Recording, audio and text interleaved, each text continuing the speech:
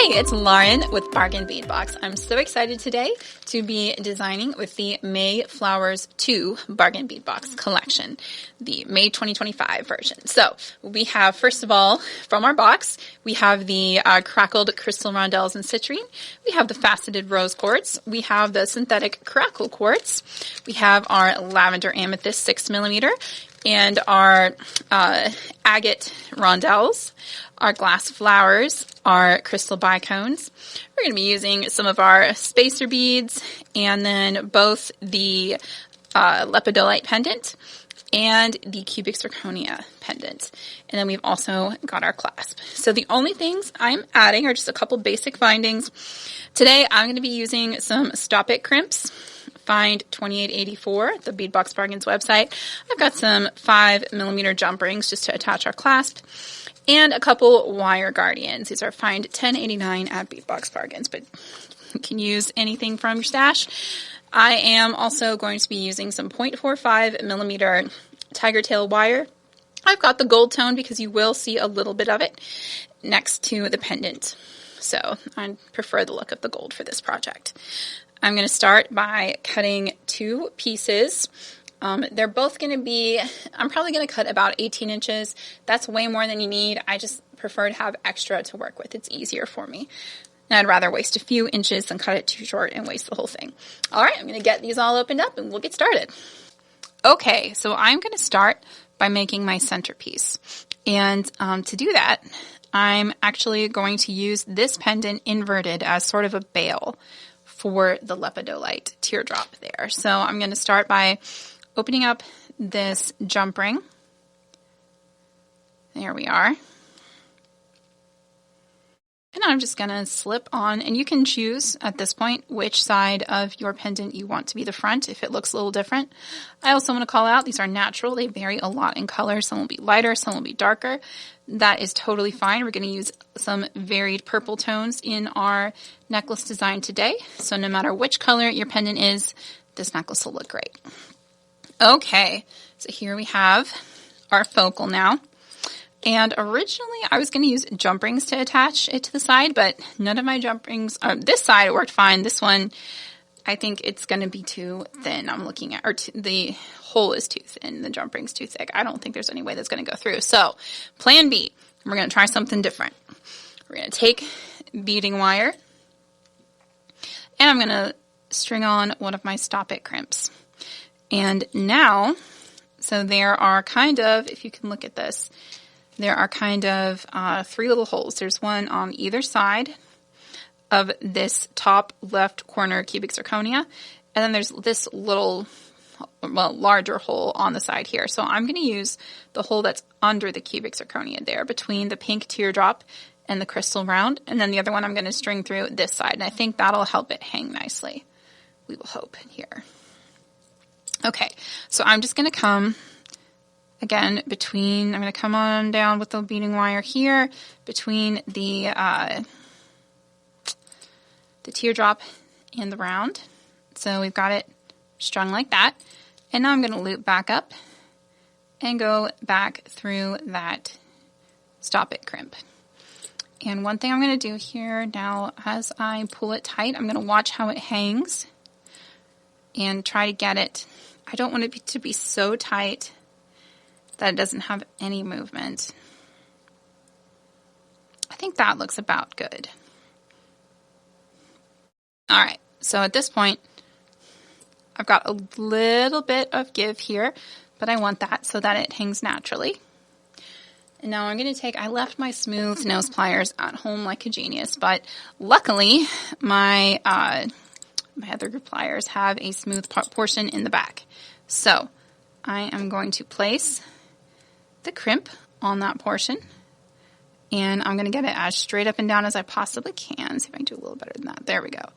And I'm just going to gently press in a downward motion, and if it doesn't want to go, then readjust that angle until, because it should not, there we go, it should not take a lot of force. Okay, and you just push that stopper down, and it may not go entirely completely down, and that's okay because you got the thickness of the wire in there too. And now I'm going to trim this wire a little bit, but on the inside, I'm not super worried about it because I'm just going to string right over it. I think everything I'm using today has a big enough hole where I don't have to worry about that. Okay, so now I'm going to start my pattern. I'm going to start with a rose quartz faceted round here. And again, I'm going to pull that down over both strings or wires. There we go.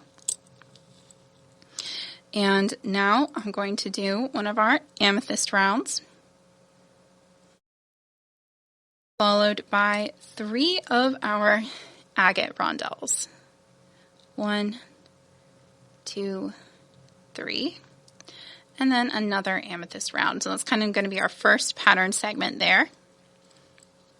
Now we're going to go into the next segment. I'm going to start, well, we'll do another rose quartz, kind of finish off this segment, I guess. And now we're going to do a colorful floral segment.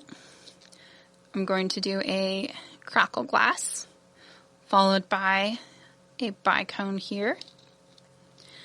And then, I think this is going to be fun.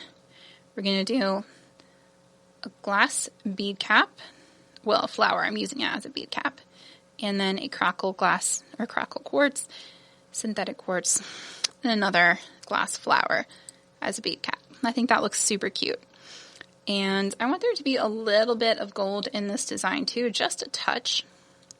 So I am, after this, going to do another rose quartz, and then a flower, and I'm going to string through the base of the flower here and have the, so 2 petals at the bottom, 1 petal at the top, just because I like the way it looks that way.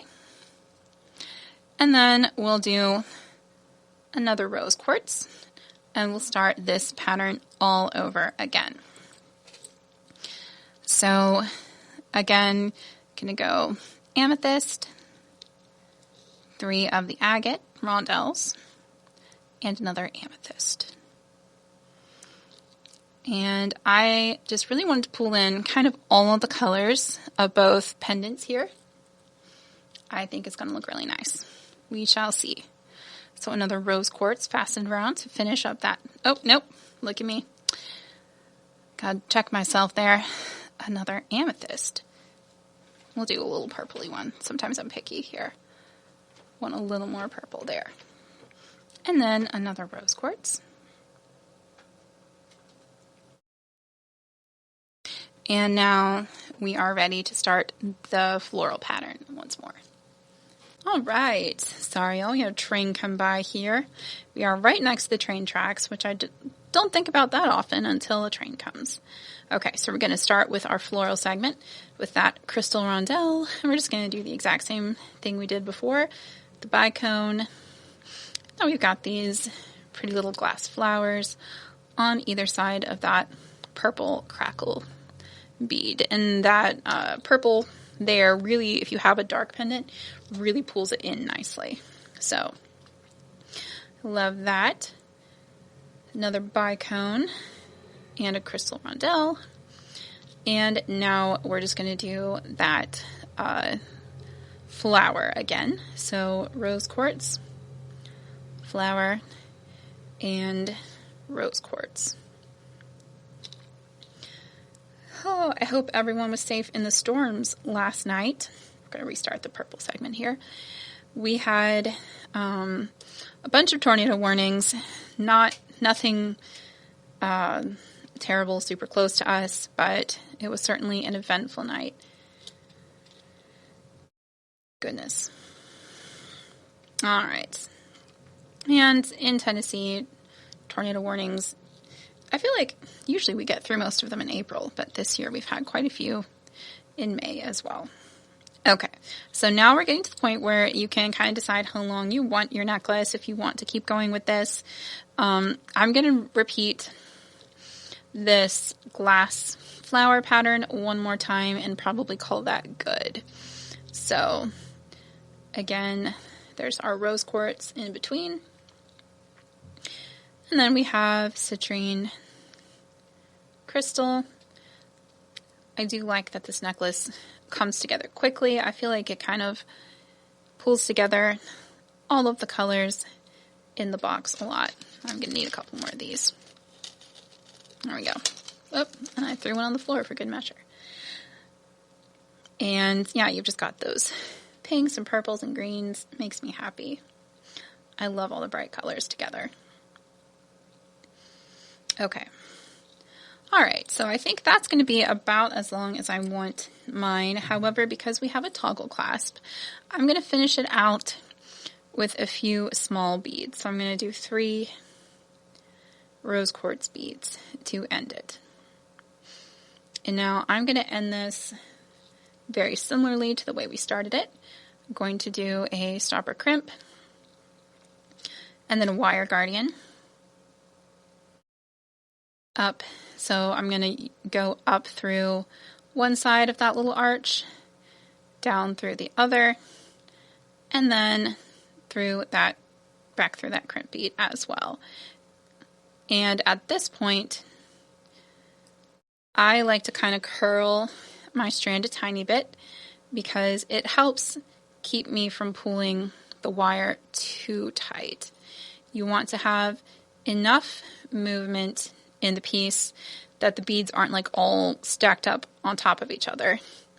But you don't want it to look super loose and see a bunch of wire either. So I like to pinch the bottom of my wire guardian together just a little bit. Okay, and I think that looks like about the right amount of tension. We'll give this a try. Again, I recommend smooth nose pliers, but I'm just going to use the smooth nose portion of these pliers and push that. I don't have it quite straight up and down. There we go. Push that button down. There we are. Oh, and you can tell I accidentally got it on the grippy part a little bit. See there? I put some pattern onto the button. That's why I recommend smooth nose pliers. It'll be fine for me. All right, I'm going to trim it closer here. And if you do get a little bit of a tail, again, you can kind of try to stick it into the bead. There we go. Beautiful. All right, and we'll add the clasp after we have made our other side. So now we're just going to do that one more time. Flip this over, and we will work on the other side. Isn't that pretty, though? I think that's going to be so pretty. I'm excited. I like it when a design comes together, and I love those colors and textures. It just makes me happy. Okay, so again, you start by putting the stopper crimp on, and now I'm going to string through this little gap here between that crystal flower and the green. There we are. Now I'm going to push that end back through the crimp bead, and here's where it gets tricky. I want to make it match the other side as closely as I can as far as tension goes. I don't want one loop to be huge and the other one to be tiny. So I'm going to do my best here. That looks pretty close. I'm pretty happy with that. Maybe I'll try these instead. They may not have quite as much pressure, but they are flatter. And at least the other one I slightly texturized is in the back, so you won't really see it. This one, it will be much more front and center, literally. Oh, look at that. That works like a charm. How did we do? This loop's a little smaller. I think I pulled it a little too tight there at the end, but it's not bad. It's not bad at all. I don't hate it enough to redo it, so. There we go. Okay, so now we are going to start again by putting that rose quartz down and over the tail here. See if we can get that. Just there we go. Just settle in there nicely. There we are. And now I'm going to just bead the same pattern we did a moment ago. So we're going to start with that purple segment with the amethyst and then the agate. I love these agate beads. Just the texture, I don't know, they make me happy, and I like them stacked together specifically. So I knew I wanted to do that in this design. And here we go with the rose quartz to kind of finish off that segment, and we'll start our first floral segment. with the yellow and the green, and then our little bead caps around the crackle quartz. I love that. Makes me happy, and I think I'm going to make a matching bracelet for this, and I'll probably use similar pattern, like the same pattern, but I'll probably stick one of these segments with the purple. I will probably stick the little butterfly wings on either side of that center rondelle. I think that'll be really cute. Okay, sorry about that. We are right next to the railroad tracks, and it is a busy day today. All right, here is our flower, and then another rose quartz. And then we're just going to go right back into another purple segment here. This is a good chance to match your pendant as well. If you have a very light pendant, you can use some of the lighter amethyst. And with these rounds here, the 6mm amethyst rounds, if you have a darker one, you can use the darker amethyst or the more purple. Okay, so we're going to go back and do another rose quartz and now another floral segment. So just like we did before, start with our crystals. So I hope you guys had a good weekend. We went to the Tennessee Renaissance Festival. It's the second time we've been. It was so much fun. They were doing Pirate Weekend this week, so we all dressed up as pirates. It was a great time. Lynn was so excited. She got to meet fairies and mermaids. Everyone was so kind, and we had a blast. It was hot out, though, which, it's May in Tennessee. Is kind of par for the course. Okay, I'm going to go ahead and do this next purple segment, and I think we have another train coming, y'all. Sorry about that. All right, we're back, and I just realized I forgot my second flower, so I'm taking those beads off. And right after the rose quartz here, I'm going to again start stringing from the bottom to the top of the flower. And then we'll do another rose quartz. I tell you what, it is confusing having to start and stop with all these trains today. It's not usually that busy. I don't know what they've got moving on those trains right now, but it is quite some traffic this morning. All right, but we're going to do this anyway. Here we go. There's our last purple segment. So now we're going to do one more floral segment again. The rose quartz in between, and then we'll go crystal, and then the little bicone, which I think looks like a petal or leaf under the flower there. That last crackle quartz. And then we just finish out with the crystals.